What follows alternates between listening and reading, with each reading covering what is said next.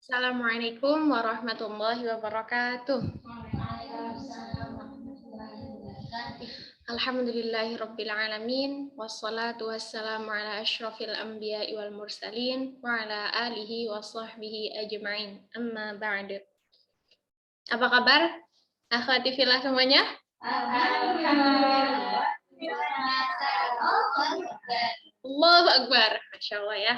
Alhamdulillah. Puji syukur kehadirat Allah Subhanahu wa Ta'ala yang telah melimpahkan kepada kita nikmat iman, nikmat Islam, dan juga tentunya nikmat kesehatan, sehingga pada kesempatan kali ini kita masih diperkenankan untuk bertemu di agenda kultum Asrama PM Haki. Salawat serta salam mari kita haturkan kepada baginda Nabi Muhammad Sallallahu Alaihi Wasallam.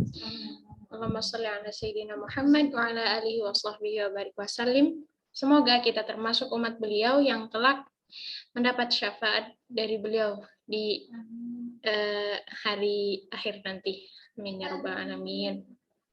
Baik, insyaallah pada kesempatan kali ini Nikmah akan membawakan sedikit tentang suatu hal yang sedang booming atau lagi trending beberapa hari ini, yaitu adalah Ghazali.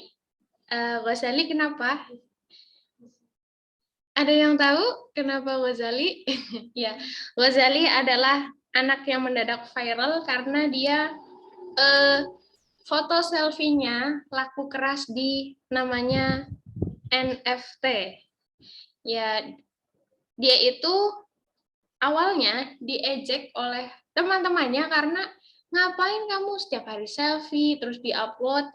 Emang kenapa? Emang kamu akan dapat untung dari apa dari sana gitu? Tapi ternyata dari hasil keistiqomahan dia mengupload foto selfie-nya di NFT ini, dia meraup banyak keuntungan dan itulah yang membuat dia mendadak viral. Tapi teman-teman semuanya, NFT ini adalah non-fungible token yang dimaksud NFT yang tadi Nima sebut, dan siapa sih yang ngadain? Yaitu adalah OpenSea. Siapa OpenSea itu? Dia adalah sebuah platform yang menyediakan ruang bagi penjual, pembeli, dan kreator aset digital untuk bertransaksi dengan mata uang kripto Ethereum. Ya, ini ya kayak cara orang bisnis di dunia internet digital gitu, tapi perlu teman-teman ketahui bisnis ini oleh MUI telah dilabeli bukan cara yang halal. Gitu. Jadi kalau teman-teman nantinya akan menanam bisnis kayak investasi gitu misalnya, kayak wah aku uangnya banyak tapi nggak tahu ngabisinnya buat apa, pengen investasi nih gitu. Kalau mau investasi silahkan, tapi carilah info-info yang lembaga yang kalian akan tanam investasinya itu kevalidannya itu bisa dipertanggungjawabkan kayak gitu.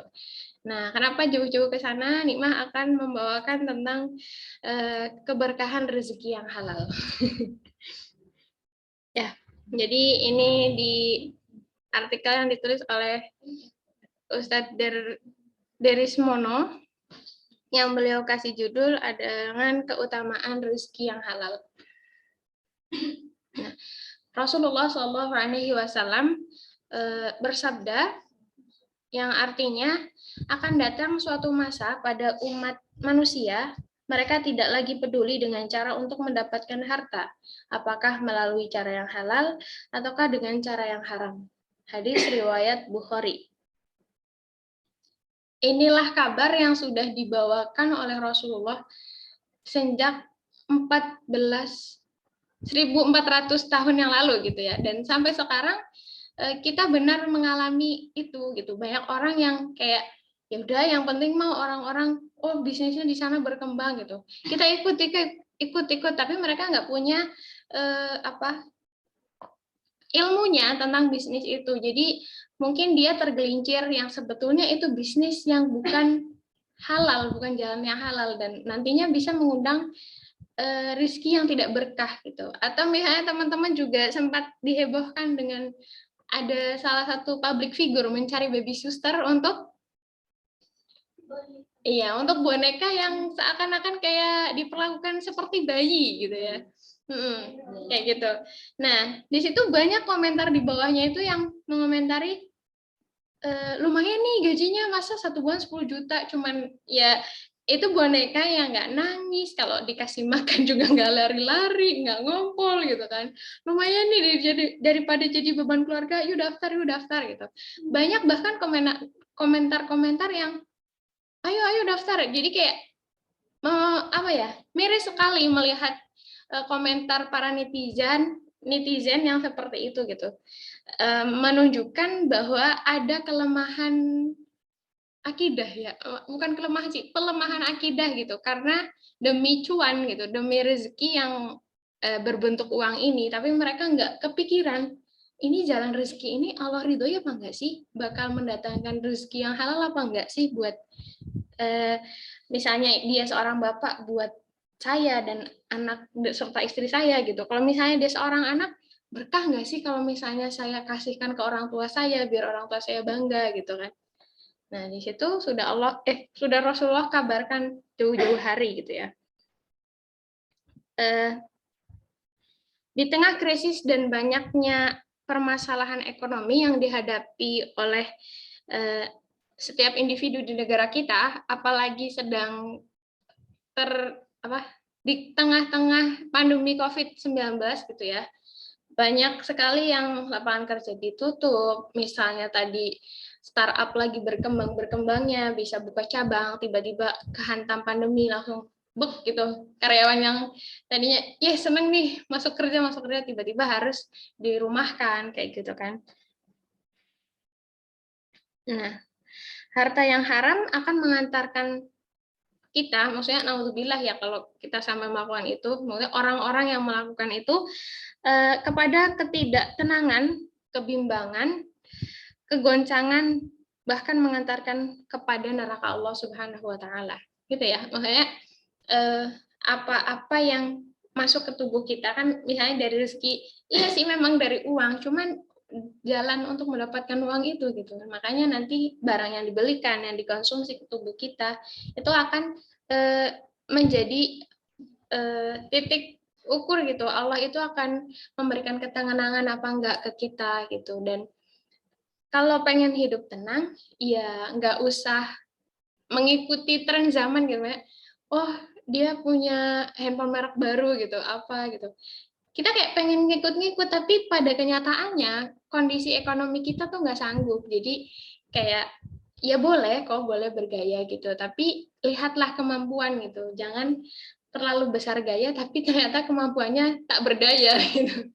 Makanya nantinya bisa menjadikan nggak tenang atau malah jadi minjem kemana-mana yang nantinya bisa mendatangkan riba karena bunga, terus ya dikejar-kejar rentenir gitu kan, diteror, diteleponin, kayak didatengin terus, kayak gitu. Nah, disitulah ketenangan yang tidak, yang menimbulkan tidak ketenangannya kehidupan.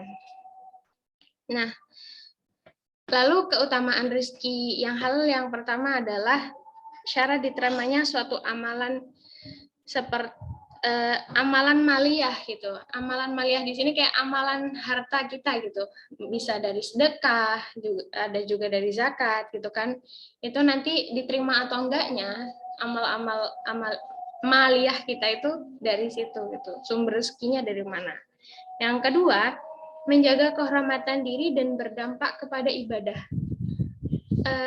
Teman-teman insya Allah populer ya dengan salah seorang yang sedang dalam perjalanan, kondisinya dia dalam safar, sedang kekurangan bekal, pokoknya sedang kondisi di bawah lah gitu.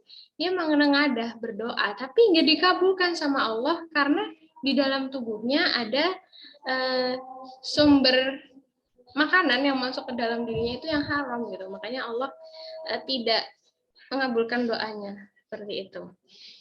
Dan yang ketiga yaitu menjadi sebuah menjadi sebab mustajabnya doa gitu. Kalau rezekinya kita halal, berkah, insya Allah doa-doa kita akan lebih mudah untuk dikabulkan oleh Allah seperti itu. Dan yang keempat, dikumpulkan bersama para nabi dan orang soleh saat di surga kelak, insya Allah. Amin ya rabbal alamin.